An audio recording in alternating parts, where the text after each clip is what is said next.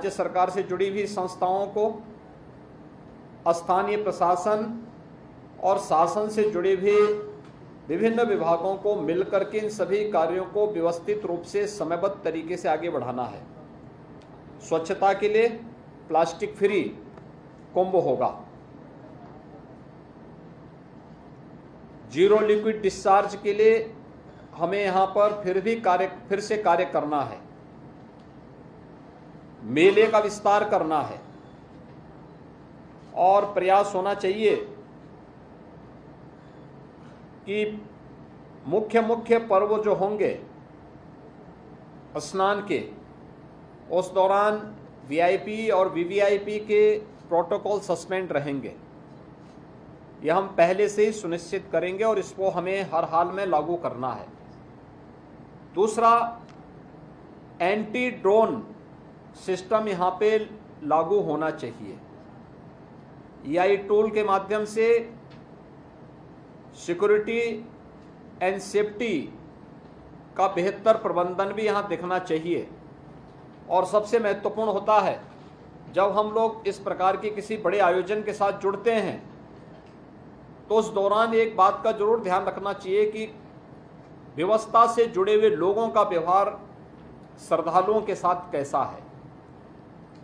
जो भी कार्मिक यहाँ डिप्लॉय किए जाएं, वे सिविलियन हो, विभिन्न संगठनों से जुड़े हुए स्वयंसेवक गण हो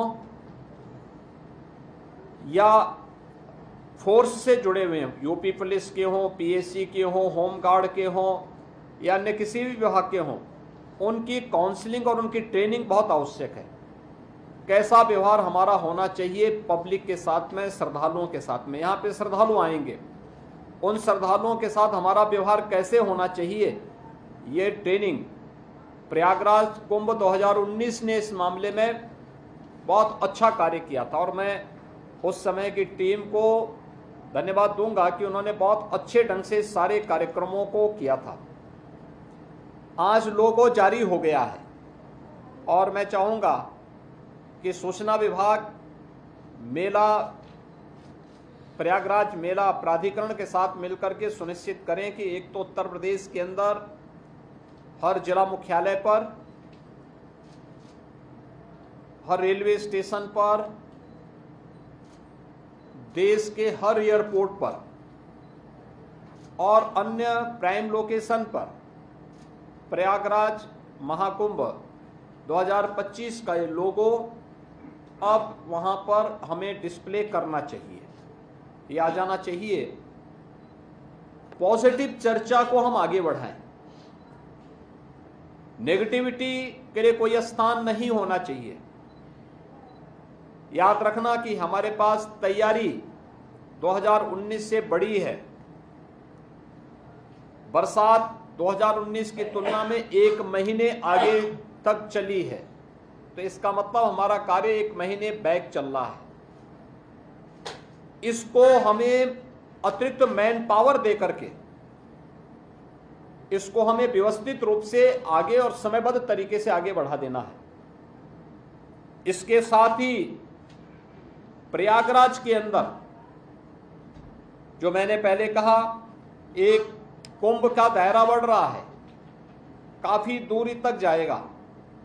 हमारा प्रयास होना चाहिए कि जहां पे कुंभ का दायरा जहां जा रहा है वहां पे हम लोग वेरिकेड करें और वहां पे हमारी शेड लगनी चाहिए, टीन शेड लगा करके ऊंचा एक वो बना लें और आने जाने की ही व्यवस्था करें, क्योंकि फ्रीक्वेंट बाहरी लोगों का या बाहरी किसी भी ऐसे तत्वों का घुसपैठ न हो जो सुरक्षा के लिए किसी के साथ खिलवाड़ कर सके।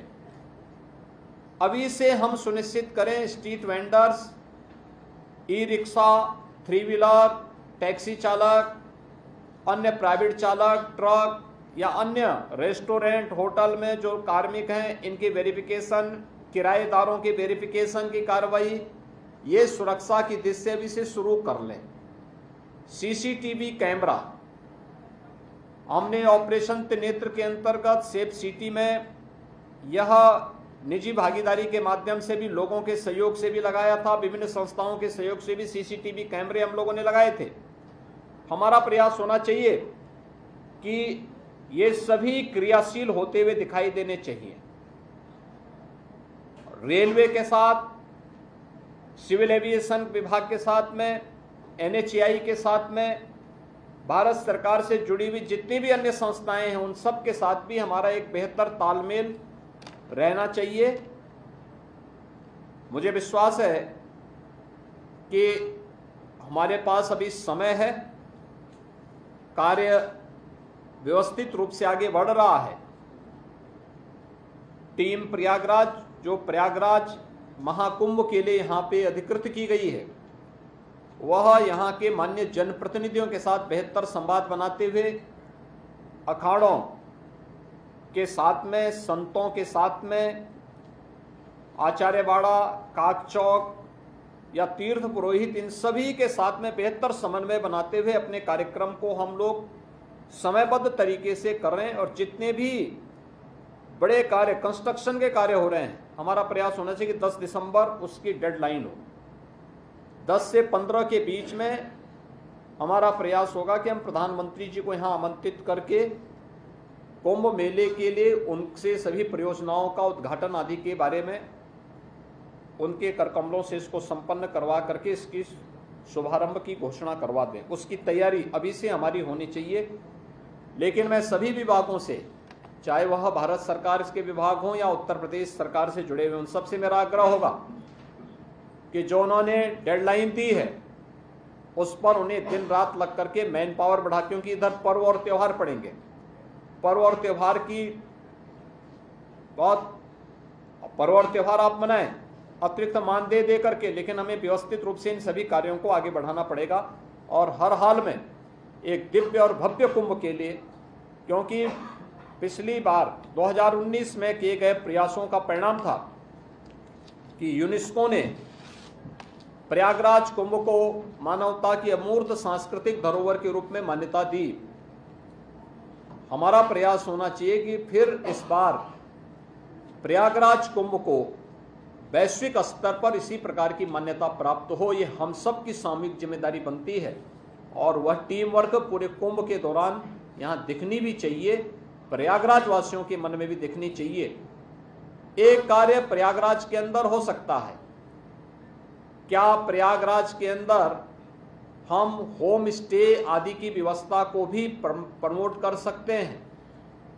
बड़े बड़े इवेंट के दौरान ये चीजें होती हैं, हुई हैं, और अच्छा होगा कि इससे उनकी इनकम भी बढ़ेगी और साथ साथ मैसेज भी जाएगा। अतिथि देवो भव का एक मैसेज भी बहुत बेहतर तरीके से आगे बढ़ सकता है। अगर इसमें कुछ प्रयास हो सकता है तो माननीय जनप्रतिनिधिगण, नगर निगम भी, पर्यटन विभाग भी, स्थानीय प्रशासन भी इसमें अगर प्रयास कर सकेगा तो इसका एक अच्छा वह मैसेज इसका अच्छा होगा। अयोध्या में बहुत अच्छा उसका मैसेज था, वो काशी में उसके अच्छे मैसेज हुए, अच्छा उसका मैसेज हुआ था। अगर हम कर सकेंगे तो अच्छा होगा। लेकिन ये बैठक आज यहाँ पे मेला प्राधिकरण की दूसरी बैठक हम यहाँ पे मेले के साथ, कुंभ मेले के साथ कर रहे हैं और अब हमें जल्दी जल्दी इन बैठकों के क्रम को आगे बढ़ाना पड़ेगा, जिससे हम व्यवस्थित रूप से इन सभी इस आयोजन को पूरी भव्यता के साथ संपन्न कर सकें और उत्तर प्रदेश को हम देश और दुनिया के सामने प्रस्तुत कर सकेंगे। मैं फिर सभी विभागों से कहूँगा कि जिनका जो कार्य है वे समयबद्ध तरीके से, गुणवत्तापूर्ण तरीके से उन कार्यों को आगे बढ़ाएंगे। कहीं भी इन दोनों में कोई कंप्रोमाइज़ नहीं होगा और अगर कहीं किसी स्तर पर हुआ तो उनकी जवाबदेही भी तय करेंगे। धन्यवाद। सर वो लाइट जल रहा था, फोटो नहीं आया मेरे का सर, एक बार वो लाइट आ रही है, MOU भी एक्सचेंज होना है, आ रहे बुला रहे हैं, पहले फोटो करा ले जरा। ये इंडियन बैंक का है, आ गए सर, इंडियन बैंक के लोग आए सर।